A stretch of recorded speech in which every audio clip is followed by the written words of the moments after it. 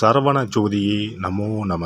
வாழ்க வையகம், வாழ்க வளமுடன். அனைத்து தமிழ் நெஞ்சங்களுக்கும் கனிவான வணக்கங்கள். நாம் இந்த பதிவில் குரு பகவானின் அதிசார பயிற்சியால் ஏற்படும் சுப மற்றும் அசுப பலன் என்ன என்பதனை பற்றி காண்போம். கடந்த மே மாதம் 14ஆம் தேதி குரு பகவான் ரிஷபராசியில் இருந்து மிதுன ராசிக்கு பயிற்சி அடைந்தார். சனி பயிற்சிக்கு அடுத்தபடியாக ஜோதிடத்தில் மிகவும் சக்தி வாய்ந்தது குரு பயிற்சி ஆகும். பொதுவாக குரு பகவான் ஒரு ராசியிலிருந்து மற்றொரு ராசிக்கு செல்ல சுமார் 1 வருட காலம் எடுத்துக்கொள்ளும் நிலையில் தற்போது 6 மாதத்திலேயே கடகராசிக்கு செல்கிறார். வரும் அக்டோபர் மாதம் 18ஆம் தேதி குரு பகவான் மிதுன ராசியில் இருந்து கடகராசிக்கு பயிற்சி ஆவார். கடகராசிக்கு பயிற்சியாகும் குரு பகவான் டிசம்பர் மாதம் 5ஆம் தேதி மீண்டும் மிதுன ராசிக்கு பயிற்சி ஆவார். கிரகங்கள் பொதுவாக தங்கள் சுற்றுப்பாதையில் ஒரு குறிப்பிட்ட வேகத்தில் நகர்ந்து ஒரு ராசியில் இருந்து மற்றொரு ராசிக்கு செல்லும். சில கிரகங்கள், குறிப்பாக குரு, தங்கள் சுற்றுகளின் போது ஏற்படும் ஈர்ப்பு விசையின் காரணமாக தங்களது இயல்பான வேகத்தை விட வேகமாக நகர்ந்து குறிப்பிட்ட காலத்திற்குள் அடுத்த ராசிக்குள் நுழைந்துவிடும். இந்த வேகமான மற்றும் முன்னதாக நடக்கும் நகர்வுக்கு அதிசார பயிற்சி என்று பெயர்.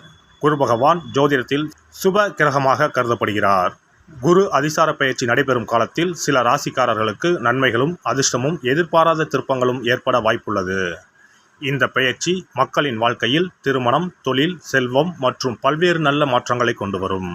இந்த அதிசார பயிற்சியால் உங்கள் வாழ்வில் வளமும் நலமும் செல்வ செழிப்பும் பெற்று வாழ்வில் உயரிய நிலையை அடைய எல்லாம் வல்ல எம்பெருமானை வேண்டி விரும்பி கேட்டுக்கொள்கிறேன். வெள்ளை மனமும் பிள்ளை குணமும் கொண்ட கன்னிராசி அன்பர்களே, நீங்கள் எடுத்த காரியத்தை முடிக்காமல் உறங்க மாட்டீர்கள். இந்த அதிசார பயிற்சியால் பதவிக்கு, வேலைக்கு ஆபத்தா என்ற கவலை வேண்டாம். வேலை பார்க்கும் இடத்தில் கவனத்துடனும் நிதானத்துடனும் நடந்து கொண்டால் போதும். மற்றபடி யாருக்காகவும் ஜாமீன் கொடுக்க வேண்டாம். வங்கி லோன் தொடர்பாக யாருக்கும் பரிந்துரை கையொப்பம் இட வேண்டாம். வெளியிடங்களில், சமூக அமைப்புகளில் பதவிகள் தேடி வந்தால் யோசித்து செயல்படுவது நல்லது. கூட்டுத் தொழில் செய்வோர் மிகவும் எச்சரிக்கையாக இருக்கவும். எந்த ஒரு விஷயத்திலும் மற்றவர்களை நம்பாமல் நீங்களே நேரடியாக சென்று முடிப்பது நல்லது. முக்கிய கோப்புகளை கையாளும் போது அலட்சியம் வேண்டாம். பேச்சில் கவனம் தேவை. தன்னம்பிக்கையோடு செயல்படுங்கள். ஆன்மீக விஷயங்களில் நாட்டம் அதிகரிக்கும். வரவேண்டிய பணம் வந்து சேரும். குடும்பத்தில் நிம்மதியும் மகிழ்ச்சியும் உண்டு. எனினும் வீண் சந்தேகத்தை தவிர்த்து விடுங்கள். தாயாரின் ஆரோக்கியம் மேம்படும். சிலர் சொந்த வீடு வாங்க வாய்ப்புகள் உண்டு. வங்கி கடன் கிடைக்கும். பழைய கடனில் ஒரு பகுதியை தீர்க்க வழி பிறக்கும். வழக்குகள் இருப்பின் அவை உங்களுக்கு சாதகமாக அமையும். பழைய ஆவணங்களை பாதுகாப்பாக வைத்திருப்பது அவசியம். இந்த காலகட்டத்தில் ரொம்ப கவனமாக இருக்க வேண்டும். சிலருக்கு அறுவை சிகிச்சை செய்ய வேண்டியது வரும்.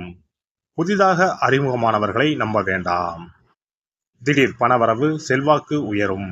எதிர்பார்த்தது எல்லாம் நடக்கும். எதிர்ப்புகள் அடங்கும். திடீர் பயணங்கள் உண்டு. வேற்றுமொழிக்காரர்களால் ஆதாயம் உண்டு. இந்த காலகட்டத்தில் தாயா தாரமா என்று சின்ன சின்ன போராட்டங்கள் இருக்கும். கடனை நினைத்து வருந்துவீர்கள். ஆனால் வருமானமும் உண்டு. கணவன் மனைவிக்குள் அனுசரித்து போவது நல்லது. உறவினர்களை பற்றி மற்றவர்களிடம் குறை கூறாதீர்கள். குரு பகவான் உங்களுக்கு சாதகமாக இருப்பார், கவலை வேண்டாம். வியாபாரத்தை பொறுத்தவரை சந்தை நிலவரங்களை அறிந்து கொள்முதல் செய்யவும். பழைய பாக்கிகள் எளிதில் வசூலாகும். சிலர் கடையை விரிவுபடுத்துவீர்கள். கெமிக்கல், கமிஷன், எலக்ட்ரிக்கல் மற்றும் துணி வகைகளால் கூட்டுத் தொழிலில் திடீர் லாபம் அடைவீர்கள். புது ஒப்பந்தங்கள் கையெழுத்தாகும்.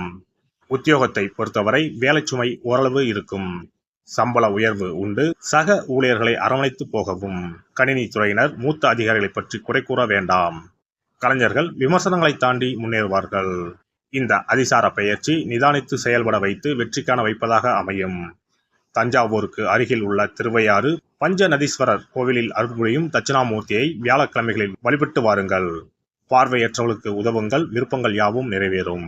குரு பகவானின் அதிசார பயிற்சிக்கு பரிகாரமாக வியாழக்கிழமைகளில் தட்சிணாமூர்த்திக்கு மஞ்சள் நிற மலர்கள் மற்றும் மஞ்சள் நிற உடையுடன் அபிஷேகம் செய்வது, குரு பகவானுக்கு நெய் தீபம் ஏற்றி வழிபடுவது, அன்னதானம் செய்வது, மற்றவர்களுக்கு உதவுவது போன்றவை சிறந்த பரிகாரங்களாகும்.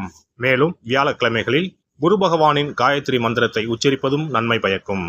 குரு பகவான் சஞ்சரிக்கும் அந்தந்த ஆலயங்களில் உள்ள குரு மற்றும் நவகிரக சன்னதிகளில் தீபமேற்றி வழிபட்டு வரலாம். சிறப்பு பரிகாரம்: வியாழக்கிழமை அன்று மண்ணால் செய்யப்பட்ட ஒரு உண்டியலை வாங்கி வர வேண்டும். அந்த உண்டியலின் வெளிப்புறத்தில் மஞ்சளில் பன்னீரை ஊற்றி குழைத்து உண்டியல் முழுவதும் பூச வேண்டும். இப்படி பூசிய இந்த உண்டியலை நம்முடைய வீட்டின் குபேர மூலையில் வைத்துவிட வேண்டும். தினமும் அல்லது வாரத்திற்கு ஒரு முறை குறிப்பிட்ட ஒரு தொகையை போட்டுக்கொண்டே வர வேண்டும். உதாரணமாக 2 ரூபாய், 5 ரூபாய், 10 ரூபாய், 20 ரூபாய் என்று நம்முடைய வசதிக்கு ஏற்றவாறு ஏதாவது ஒரு தொகையை நாமே தேர்வு செய்து அதை மட்டும் 10 ரூபாய் என்றால் 10 ரூபாயாக தினமும் அல்லது வாரத்திற்கு ஒரு முறையோ போட வேண்டும். இப்படி உண்டியலில் நாம் பணத்தை சேர்ப்பதன் மூலம் நம்முடைய வாழ்க்கையில் குருவால் ஏற்பட்ட பண பிரச்சனைகளும் தன பிரச்சனைகளும் தீரும். உண்டியல் நிறைந்த பிறகு உண்டியலில் இருக்கக்கூடிய பணத்தை எடுத்து அருகில் இருக்கக்கூடிய சித்தர்கள் ஜீவ சமாதி உண்டியலில் செலுத்திவிடலாம் அல்லது ஏதாவது ஒரு பொருளாக வாங்கி கொடுக்கலாம். இது பொதுவான பரிகாரமாகும்.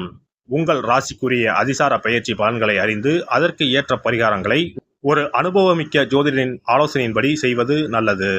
எல்லாம் வல்ல இறையருளால் நீங்களும் உங்கள் அன்பு குடும்பமும் உடல் நலம், நீலாயுள், நிறை செல்வம், உயர் புகழ், மெய்ஞானம் ஓங்கி வாழ்க வளமுடன். இந்த வீடியோ பதிவு உங்களுக்கு பிடித்திருந்தால் லைக் பண்ணுங்க, கமெண்ட் பண்ணுங்க, ஷேர் பண்ணுங்க, மறக்காம சப்ஸ்கிரைப் பண்ணுங்க, பக்கத்துல இருக்கிற பெல் பட்டனை கிளிக் பண்ணுங்க. நன்றி, வணக்கம். ஓம் நமச்சிவாய, சிவாய நம.